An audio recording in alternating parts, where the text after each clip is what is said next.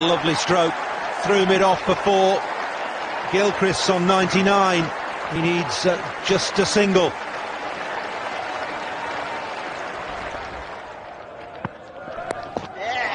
Oh, he's got it.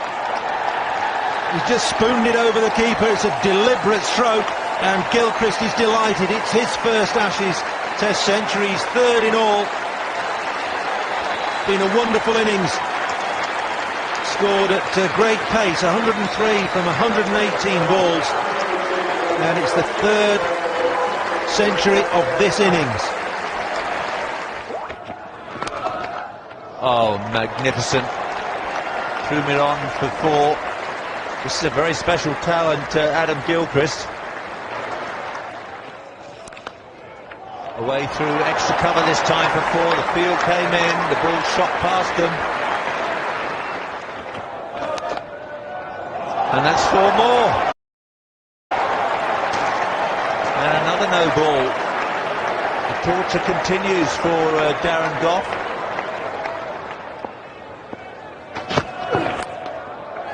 That's a massive hit. And it's way over Ian Ward and into the stand for six.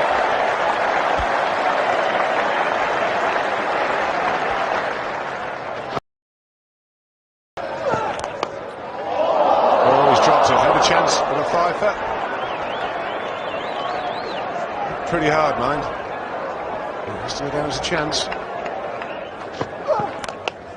Oh, that's a huge hit. This one's gone into the third tier of the stand.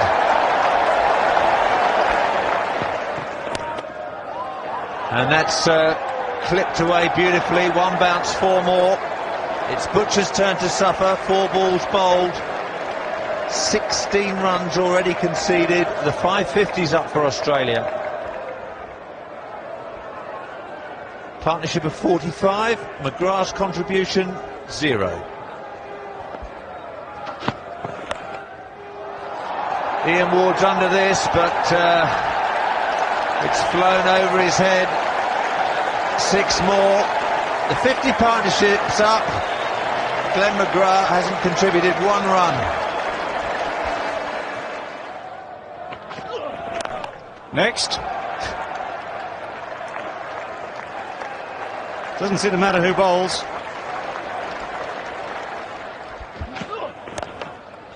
What a fine shot that is. That's going to carry all the way, I think. It's 6 runs. It takes Gilchrist past 150. It takes him to his highest score ever in Test match cricket. And it's got the stewards ducking for cover. Magnificent stuff. Don't want to miss this. Raises his bat once again. Rapid fire.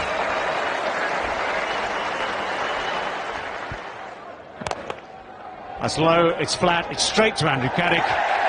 It's the end of the entertainment. It'll be a huge relief to England. But Adam Gilchrist has been superb.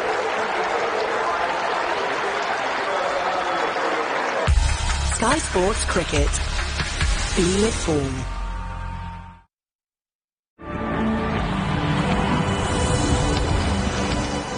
That's it.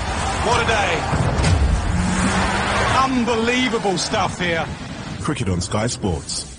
Sponsored by the Kia Stinger. Know your eyes in the morning sun. I feel you touch me in the pouring rain, and you come to me on a summer breeze. At Wren, we design, make, deliver and install our kitchens. It's how we keep quality high and prices low. Hurry, summer sale ends soon. For help and advice on any legal matter from conveyancing to a compensation claim, call First for Lawyers on 0800 567 7822 today. Could you meet me at Temple Tube Station? It's a matter of life and death. What the hell is this place? It's a clinic for people who don't want to go into the system. They throw up or anything. I know what we're doing here is crazy, but I always thought it was born out of love.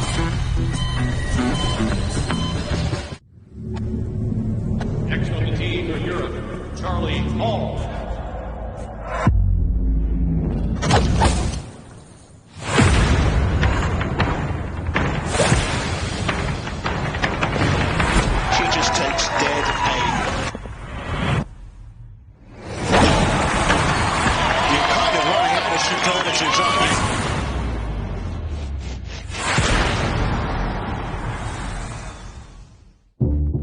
say the definition of insanity is doing the same thing over and over again but expecting different results. Like that's a bad thing?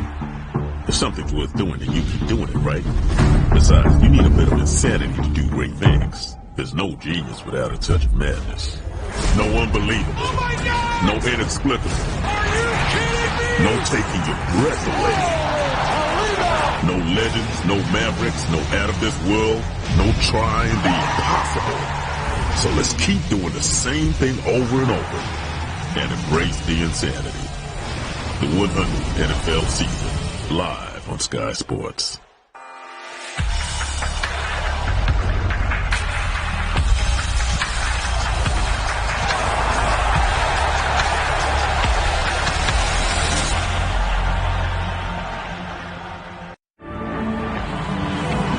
The bowler approaches the crease.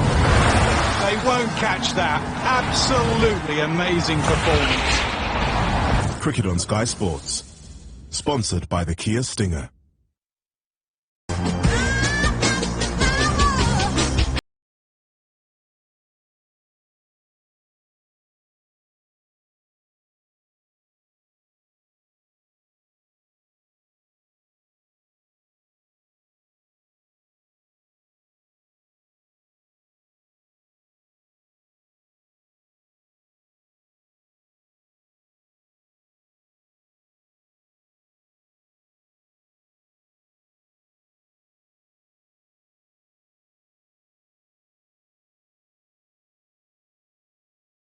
Did you always want to be captain of the West Indies? Not really. I never ever thought of becoming captain of the West Indies. Throughout my career, I just wanted to play, to become one of the best players in the world. And when I was asked to be captain, I was a little bit surprised, I must say. But I gladly accepted it because I thought it was a great honor. And there were some problems because obviously Desmond Haynes was in line to be captain, so all of us obviously expected him to take over from Viv Richards. So that didn't happen, so it was a little bit uncomfortable for me as well. But were you one of those people who, whenever a game of cricket was going on, would be thinking, well, this is the bowling change I'd make, or that's the field I'd want in this situation? Well, yeah, of course. I can recall myself, Roger Harper, Eldin Baptist in particular, you know, if we were sat in the dressing room watching, we would make a lot of suggestions of what we would have done and we predict what's going to happen and stuff like that. So, you know, I guess I always thought like a captain, but I just never thought that I would be captain of the West Indies team. Now, you made your Test debut in 1983 against India in Mumbai, and Clive Lloyd was captain of that side then. Coming towards the end of his time, was he an inspiration? Did you look at him and think, wow, this bloke is amazing? Yes, most certainly. For me, when I made the team and I was selected for my first Test match, I don't recall leaving the dressing room to the middle. I just ended up out in the middle. And it was because I could not believe that I was playing on the guys like Clive Lloyd in the same team with Viv Richards, Malcolm Marshall, Joel Garner, Michael Holding. So for me, it was like being thrusted into a heaven of stars. And these guys were almost godly. And I just couldn't believe that I was there playing on the same field with these guys. But I quickly got my feet on the ground because I realized I had to do that in order to maintain my stay there. What was Clive like as a captain? What were his strengths? Quietly confident. He was able to command the respect from all the players. Everybody respected Clive. Everybody looked up to Clive, and he was almost like a father figure for everybody. And nobody wanted to step out of line, and we all wanted to do the right thing for him. And he had that sort of control. In a quiet way he did it. He wasn't the sort of guy who would jump at you and be loud and boisterous and stuff like that. He just quietly commanded that respect. And of course, the key thing was that as a player he delivered as well. Well, yes, he was very, very dominant. And I can recall many times we were like 4 or 5 wickets down, and he would step out there very serious and put on a serious partnership with either Dushan or Marshall or Holding and bring us back into the game. And because, you know, he saw himself that as the sort of leader who has to always step up if needs to be.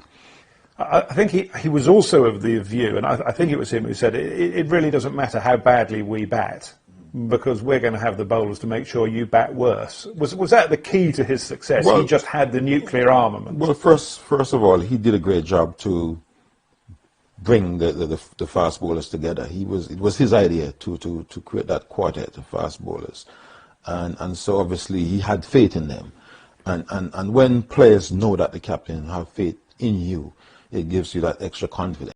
So, you know, there was always that belief that even if we score 150, that the bowlers would do it for us. Viv took over as captain in 84-5 from Clive. Was there a change in the dressing room? Did he do things in a very different way? Yes, Viv was a different character. Very sort of like in your face, very positive. You know, Viv is there all the time, you know, and his approach was a bit different. And he believes that, look, you know, we should all be pumped up and we should all show that passion. And especially when you're on the field, you can't afford to give up. And, you know, he's the sort of guy that always believed that regardless of what situation you're in, that, you know, you should be able to pull yourself out of it. And I've never come across a more confident cricketer than Viv Richards. From a straight cricketing point of view, how did the two compare as tacticians? Was Clive cuter than Viv, or did Viv have the edge over Clive, would you say? Well, it's very difficult, and you know, I think both of them were very, very lucky in that they did the work before, and they had the players. The players knew what they had to do. So, you know, it wasn't, to me, it wasn't very difficult for them, because I can recall in many meetings, we would have like 3-hour meetings. During a test match, we'll have at least 3 very long meetings, you know, discussing option A, B, C, D. So everybody knows exactly what we have to do. If plan A doesn't work, then it's plan B, you know, and so on and so forth. And when your players are performing, when the machine is well oiled and players are performing, you just sit there and just marshal the troops, and that's what it was. It was very much so, especially on the Clive Lloyd. Later on, the team on the Viv, the team started to deteriorate a little bit. So Viv started reacting a bit differently. You could see more of his emotions coming out because he's a very passionate cricketer. But to me, for both of them, they're pretty much similar in terms of tactics. But whereas Clive Lloyd will be more relaxed, more chill, Viv was a bit more animated. The circumstances of you getting the captaincy, and I'd just like to go through this. Viv announced he was quitting, wasn't he? Yeah. But he said, I want to carry on and do the 92 World Cup. I've given up Test cricket, but I'll do this one-day tournament. Mm-hmm. But the West Indies board said, well, if you're quitting, you're gone. That must have been quite tricky for you as his replacement. Yeah, most certainly. And a lot of people blame me for not his departure from international cricket, but for not allowing him to go to Australia after he had retired. But that is so far from the truth. It is my belief that there were elements in the WICB that weren't happy with Viv. So when he retired, I guess they were happy that he were gone. So what had Viv done to upset them, do you think? Well, I don't know. It's just like you hear things and you see things, and I really don't know what. But what I learned when I became captain is that I was told that the WICB wanted to invest in younger players, you know, get some of the more seasoned players to move on. That's what I was told. So when Viv decided to retire, they thought that was the opportunity to let a younger person who was going to be likely to be with the team for a long time to take over, and that's why they offered me the captaincy. That's what I was told. But later on, I found out that it wasn't a policy by the WICB. I was told that by a WICB board member. It wasn't the board's policy. It was somebody else's idea. So I don't know if it was the chain of selectors. I don't know, but that's what I was told. And as a youngster, you know, just being asked to be captain for the first time, and I was told that the board wanted to invest in young players and they didn't want the senior players. Who am I to go and fight against the board? I mean, I just went along with what I was told, you know, but in the Caribbean, in Antigua in particular, a lot of people thought that I did not want Sir Viv, and that is so far from the truth. It must have been especially difficult for you, because you're an Antiguan, Sir Viv is an Antiguan, and therefore you were being sort of portrayed as the man who'd stabbed a legend in the back. Yeah. I mean, Viv had done so much for me as a youngster. If it was not for Viv Richards, I don't think I would have made it, because I looked up to him. I aspired to be like Viv, and I thought he paved the way for myself and lots of other cricketers from Antigua and the Eastern Caribbean. And why would I want to stab him in the back, as you said? But such is life, you know. You get blamed for a lot of things that you don't do, but I've got broad shoulders, and I was able to move on. You'd only captained a first-class side on 8 occasions prior to your first Test match in charge. Did you feel a bit exposed that you didn't quite know how the captaincy thing would go, or had you learnt enough from watching Viv and Clive to know how it... You know, most of what I learn in whatever I do is from watching people. And even though I did not aspire to be captain, I was paying a lot of attention to what was going on. But I also realized that people have to use their own style and approach to do things. And my initial approach was to get the guys to rally, because I realized we had lost a number of great players, but with the young talent that we had then, I believe that if we could really rally together, play as a unit, then we could still perform. And that was my approach, and I told the players that. Let us not pressure ourselves to think that we have to be like the team before under Viv Richards or Clive Lloyd, but we can still effect the same sort of performances if we work hard and work as a team.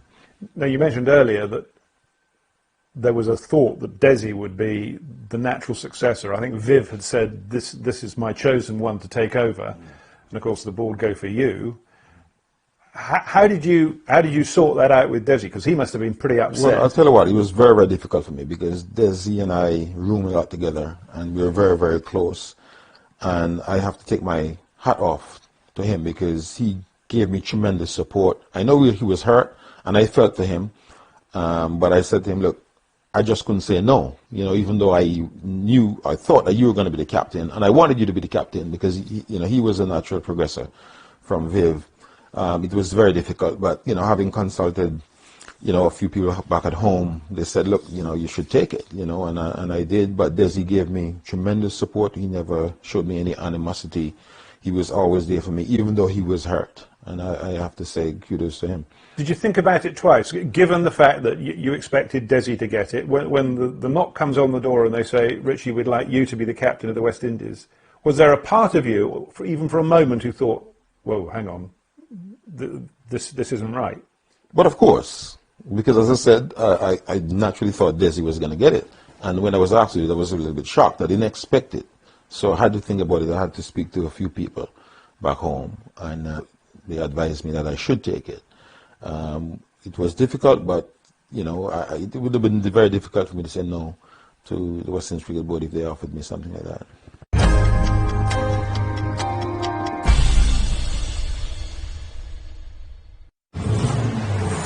They're not the only fireworks you'll see today.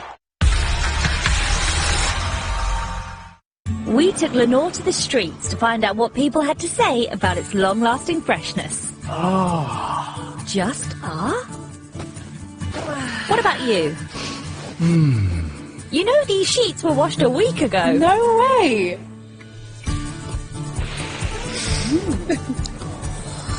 Lenore gives you fresh sheets for up to a whole week. That's night after night. Oh, I could get used to this. Take the next left. You want to sell this car, don't you? Head for Motorway, the comparison site, to sell your car.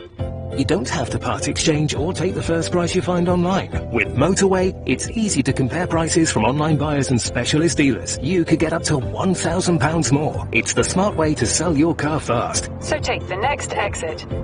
Motorway, you have reached your destination. Motorway.co.uk. Compare offers and sell your car now. She says she's had it almost a year. That was nothing. You didn't know? I love you so much. I won't give up. I'm looking for a surgeon to perform a procedure on an acquaintance of mine. Could you meet me at Temple Tube Station? It's a matter of life and death. What the hell is this place? It's a clinic for people who don't want to go into the system. They don't throw up or anything? I know what we were doing here was crazy, but I always thought it was born out of love. I don't care how risky or illegal it is, because I can't give up. Give me a clamp. No, they're scissors, a clamp! This September on Sky Sports, get ready for drama, excitement, and unmissable action. How's that? Certainly block surface. Outstanding batting. What a finish. That is absolutely epic. What a player he is. He's up and running. Well, it doesn't get much better than that. Listen to the roar. This September on Sky Sports. Feel it all. They say the definition of insanity is doing the same thing over and over again, but expecting different results. Like that's a bad thing? If something's worth doing, then you keep doing it, right? Besides, you need a bit of insanity to do great things. There's no genius without a touch of madness. No unbelievable. Oh my God! No inexplicable. Are you kidding me? No taking your breath away. No legends, no mavericks, no out of this world, no trying the impossible. So let's keep doing the same thing over and over and embrace the insanity. The 100th NFL season, live on Sky Sports.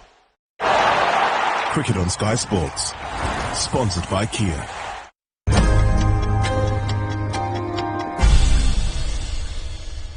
So your first trip was to the '92 World Cup, where things went okay, but not brilliantly. But then your first Test match was 1992 in Barbados against South Africa, their first Test match back since the apartheid regime had crumbled, and you nearly lost to them. Well, I thought that I was going to lose my job as well as captain. It wasn't easy because it was a political situation as well. You know, a lot of people in the Caribbean at the time still had issues with South Africa and weren't happy that they were back in playing cricket. And they were in the Caribbean playing against us, so they were even more so the enemy. And for us to go down to the enemy, it was going to be very, very difficult. But it was a very worrying time for me. It was tough because there were other issues within West Indies cricket where a particular Barbados player was not included in the team. So a famous commentator sort of like incited the public to boycott the Test match. So there were very few people on the ground. And they weren't from Barbados. There were some Antiguan students. There were a few other people from around the Caribbean. The only Bajans around were the ones that were working. So that was added pressure. And I remember the evening of the rest day, which I think was before the last day, there was a party on the Jolly Roger. So both teams were invited. It was an official party by the WICB. And the Jolly Roger in the Caribbean is the party place. Whether it's in Antigua or in Barbados, it's the party place. So we were all there, and the South Africans, they were obviously celebrating because they thought they were going to win. They were in a position, 8 wickets down, only a small amount of rounds to get it. They started the last day needing 202, and they were 122 for 2. 122 for 2, yeah. So they got 8 wickets in hand, and they need 80 runs. Yeah, so everybody thought that was it. Did you think that was it? Well, I was worried, but But during that party on the Jolly Roger, there was a famous song in the Caribbean at the time called "Captain, the Ship is Sinking." That song played every night. Usually you go to a party, you'll hear one song once, because there are so many really hit songs, or maybe twice. But for some reason, the DJ on the boat, obviously he was protesting as well, because the whole of Barbados were protesting against me and against the West Indies because I left out this Barbados player. So that song played every night, and you see the South Africans dancing more, enjoying themselves, taking off their shirt. And my business advisor, who was with me at the time, he said, "Yeah, don't worry, everything will be all right." And suddenly I started feeling happy. And I just felt something's going to happen. They're celebrating too much. And then our meeting before the game, I remember I told the guys, we're going to do this. It's going to happen. And for the first time I can recall the team getting together and pray. Ian Bishop was behind of it, and he prayed. And the next morning we came to the ground, silence, quiet, and it was weird. And our plan was for Curtly Ambrose to open the ball in with the win. Courtney Walsh the ball no more than 3 overs into the win, and then he would take over from Ambrose at the other end. That was the plan. So we got to the ground, and it was just weird, and the breeze had changed. So now we had to think about swapping ends for these bowlers. And the game started, and after 6 overs, nothing happened. So I went to Walsh and said, Cuddy, you know, I'm going to need you to come from the other end after Ambrose, so I need you to take a spell. He says, Skipper, give me one more, man, give me one more. So that's a problem. Then he bowled another 2 overs. I said, Cuddy, man, you know, you're messing up the plan here, you know, what's going to happen, you know? And then I look at him, and he looked at me very seriously, and he was sweating, and all I was seeing coming from his face was like blood. It was like blood running on his face instead of sweat. And a funny feeling came over me, and I said, I think I better leave this guy. And he continued to bowl in the win, and I think he made a breakthrough. And then Ambrose cleaned up the rest of it, and it was just so unbelievable. You know, I mean, you know, most people in the Caribbean and around the world thought that we were going to lose that game, but the team itself, after what we went through, what we saw, how we saw this, the South Africans celebrating on the boat, and what we went through in the team meeting, we believe, because we spoke about it, we prayed, and we believed that we would have won. And then I felt like, look, my job was saved. Yeah, they went from 122 for 2. You got Kepler Wessels out caught, didn't you? He was the key wicket. Yeah, I think it was at bad pad or Jim Adams, I think. I think it was at slip. Slip, yeah. And then they were 148 all out, so it was job done. And I remember very clearly your celebration at the fall of that last wicket, you doing a lap of honour, admittedly in front of nobody, but going round with just a look on your face of sheer relief. Yeah, we ran around the field, and there's a flag, an Antiguan flag, the only flag that was in the stadium, and I picked that flag up, and I felt a bit funny after doing that, because I really should have had a West Indies flag, but there were no West Indies flag around, but we ran around the field, and we were all happy, and we felt you know, that it was an unbelievable performance, and you know, credit mainly due to Walsh and Ambrose.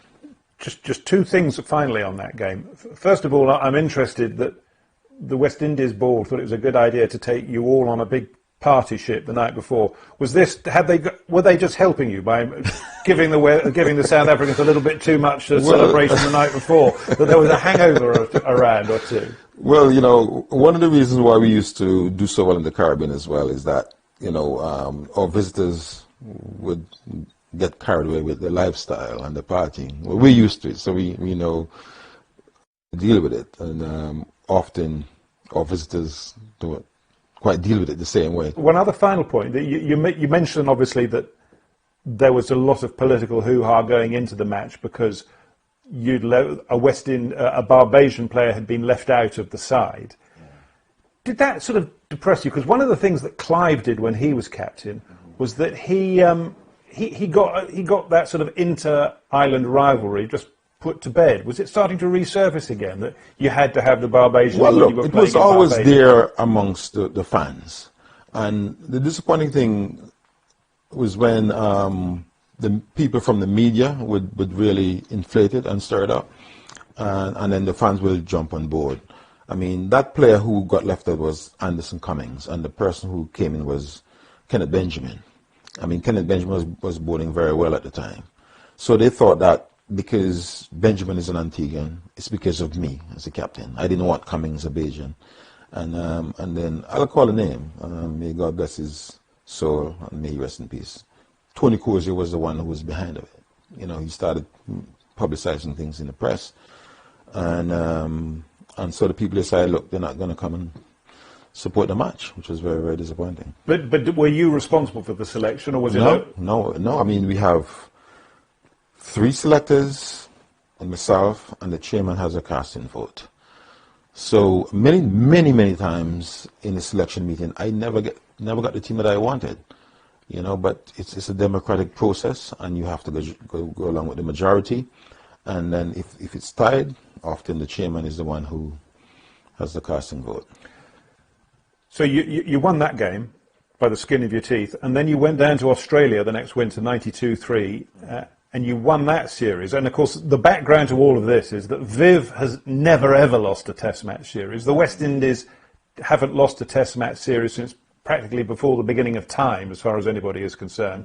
And now you're captain of a side that is starting to creak and keeps flirting with danger, because you nearly lost that series in Australia. Yeah, it was a very close match in Adelaide. Look, I've always been a realist, and when I looked at the West Indies setup at the time, even when Viv was captain, you could see that we were declining a little bit. The team was at its peak, and after a while, we were sliding, and we were going through changes. So, as much as I wanted the dominance to continue, I realized that we were sliding a little bit. And I was making complaints, you know, at the time about things that we needed to do to protect our cricket, because I saw that if we continued to go the way we were going to go right down to the bottom, to more or less where we are right now. So, you know, I would make complaints and recommendations to the board, and even on the Clive Lloyd, on the Viv Richards, the players used to make recommendations, but nobody listened, you know. So I was being real. I realized that we were sliding a little bit, and it wasn't going to be easy for us to beat people. We weren't going to continue to be as dominant as we were. So, you know, when it happened, as much as I was disappointed, I knew it was going to happen. You said it was quite a tight game in Adelaide. It was a very tight game. You won by one single run with the most controversial of dismissals right at the end. Here's the big question. Did Craig McDermott glove it? Well, from where I was, it looked that way, and the way he reacted and looked back, he looked guilty. All right, but I must also say that was not the only controversial decision in the match. There were a number a bit earlier which we thought should have gone in our favour, and the match would have finished. But that's cricket. But that must have been an extraordinary moment when, and for people who don't remember it, he gloved it with his back turned away. As he tried to turn away, the ball sort of faded in on him, and he gloved it. And the umpire can't have seen what happened because McDermott's body must have shielded the ball from the umpire. Well, you see, you know, from where I was. Where were you? I was at mid-on, I believe. Mid-on or mid-off, but I think it might have been mid-on. Right? You know, obviously, as he was going around, it's a continuous motion. But it's a point of when the ball passed there. When we looked at it again and again, you know, you started seeing different things. But initially, even on the replay, you thought he gloved it. Then at times it looks as if it hit the helmet. So it was very, very, very, very difficult to tell. But certainly from where I was, as much as I wanted him to out, it looked very out. And I would not have appealed if I thought he didn't hit it. So that levelled the series at 1-1, and you then went to Perth, where Curtly Ambrose produced one of the great spells, 7 for 1 run as the Australians collapsed from 85 for 2 to 119 all out. Was that the most devastating spell that you can remember by Curtly? I've never seen anything like that. And it's not that he was bowling a lot of like bounces or anything like that. He was just hitting a length and just doing enough. And he was unplayable. I mean, he was just one of the most destructive piece of bowling that I've ever seen. It was unbelievable. And in fact, Ambrose and Walsh were the reason why, if you like, the cracks were papered over and you kept winning. Yes, you know, a lot of credit has got to be given to them. You know, a lot of times, a lot of people ask me who were the greatest bowlers that I've played with, and I've often said, even though there are a few that are better bowlers than Courtney Walsh, I would always take Courtney Walsh with me, because to me, he is the ultimate soldier. When the chips are down, he wants to bowl. He never let you down. If he's injured the night before, you can't tell him he's not playing. He's going to want to play. He's going to try to get himself ready to play. And he would always, he never ever says, I'm tired. He never ever said, look, skipper, give me a break. He always wanted the ball, and he's the ultimate soldier. I would always go to war with him. The other player who emerged during your time as captain was, of course, Brian Lara, and he became an absolutely world-class player, broke records left, right and centre. As his career developed, did he become less easy to captain?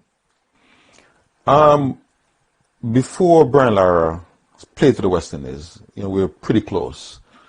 And so I knew a lot of things about Brian Lara. And he was always very ambitious, always wanted to be the best. He wanted to go out there and showcase his talent. And because of that, he did cause some problems. Even when Viv Richards was captain, because he so wanted to play, so and he was anxious, and you'd have to try and calm him down to say, look, just be patient, wait for your opportunity, wait for your time. And but when he got the chance, as a matter of fact, before he scored his first century in Australia, he was very, very sort of like unhappy because he wasn't really achieving what he wanted to achieve, and he was causing some friction. And I can remember myself and Desmond Haynes sort of like went to him, had some serious talk to them, and said, look, your time will come, man. Don't even think about it. Don't think about getting 100. Keith Arden had already scored a century in that series. Phil Simmons had already scored a century, and he had, so he was very irritable. And I remember saying to him in Sydney before the test match, look, just don't even think about getting 100. And we went out there to bat. He scored a double century, I think it was 277 thing. And I got a century. And I remember when I retired, and I knew I got 16 centuries, but I couldn't remember the 16th one. And then only afterwards I remember that I did get 100 when he got his 100.